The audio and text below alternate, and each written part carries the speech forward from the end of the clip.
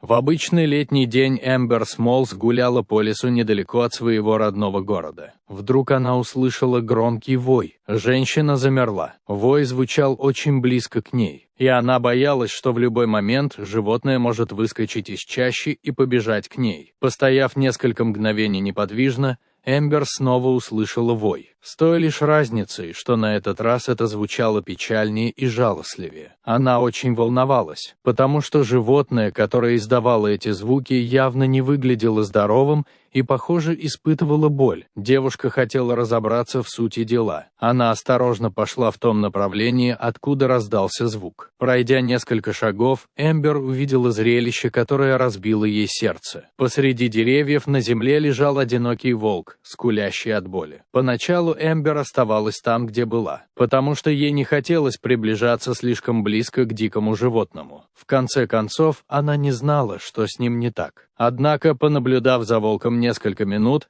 Эмбер поняла, что он каким-то образом застрял. Молодая женщина подошла ближе, надеясь увидеть, что держит волка. Услышав приближение женщины, волк поднял голову и посмотрел на нее. Животное начало рычать, заставляя Эмбер замерзнуть. Но всего через несколько секунд волк снова начал скулить. Теперь Эмбер могла видеть, что произошло. Волк запутался в старой колючей проволоке и больше не мог двигаться. Из жалости к животному женщина глубоко вздохнула и снова подползла ближе. Когда она оказалась всего в нескольких метрах от животного, она присела. Она достала небольшой карманный нож, который всегда носила с собой на прогулках. Затем она начала прорезать колючую проволоку. Все время, пока Эмбер работала над этим, волк внимательно следил за ней. Но он не издал ни звука, ни движения, чтобы напасть на нее. Спустя несколько напряженных минут Эмбер наконец перерезала последний провод, и волк смог вырваться на свободу. Женщина тут же отступила на несколько шагов назад, чтобы дать животному немного места. Эмбер наблюдала, как волк, в котором она теперь узнала самку, вытянулся. Но чем дольше она смотрела, тем больше Эмбер понимала, что с волчицей что-то не так. Она хромала. Оказалось,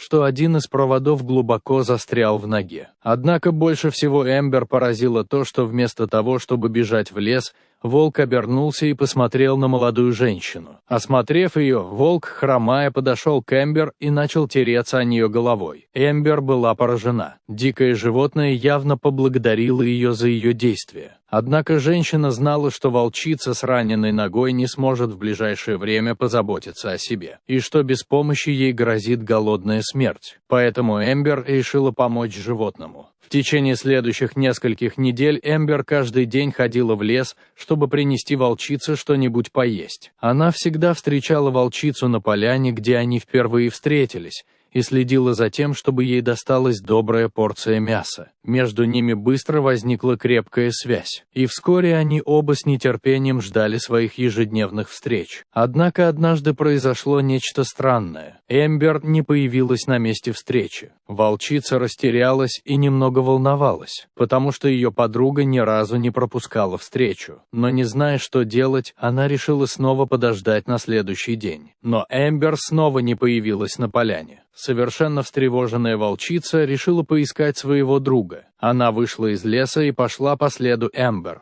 Вскоре она оказалась на кладбище, где вокруг гроба собралась группа людей. К месту происшествия приблизилась волчица. Мартин, муж Эмбер, стоял рядом с гробом со слезами на глазах. Оказалось, что Эмбер умерла. Это произошло внезапно, и никто этого не ожидал. Ее муж был опустошен. Он любил ее больше всего на свете, и потерять ее вот так было невероятным шоком. Но только собирались ее хоронить, волк подбежал к гробу и начал рычать. Пораженная и испуганная группа людей попятилась. Но присмотревшись, Мартин понял, что это должно быть именно та волчица, о которой всегда говорила его жена. Он был поражен тем, что она проделала весь этот путь, чтобы найти Эмбер. Мартин смотрел, как волчица обнюхивает гроб. Казалось, она знала, кто был в деревянном ящике. Волчица становилась все более нетерпеливой. Животное было так взволновано, что даже начало кусать и царапать гроб, чтобы открыть его. Сначала некоторые из скорбящих пытались ее остановить, но волк грозно зарычал, и все попятились. После особенно сильного удара лапы крышка гроба открылась. Но то, что произошло дальше, шокировало всех. Из маленького отверстия вышла рука и оттолкнула крышку. Через несколько секунд Эмбер выпала из гроба, хватая ртом воздух. Люди вскрикнули от шока. Никто не мог поверить в то, что видел. Это должно было быть чудо. Мартин быстро бросился к Эмбер и помог ей выбраться из гроба, прежде чем вызвать полицию и врача. Когда молодая женщина села на землю, волчица подбежала к ней и тут же начала лизать ее лицо. Эмбер ответила радостью и погладила животное, потому что она знала, что обязана жизнью животному. Но на этом история не закончилась. Когда прибыли полиция и врач, Эмбер быстро осмотрели, чтобы выяснить, что же произошло на самом деле, потому что все были уверены, что она умерла. Врач смог определить, что Эмбер страдала от состояния, называемого каталепсией. Человек впадает в транс, припадок с потерей чувств и сознания, сопровождающийся ригидностью тела. Часто это выглядит так, как будто человек мертв. К счастью для Эмбер, волчица смогла учуять, что она еще жива, и вовремя освободить ее из гроба.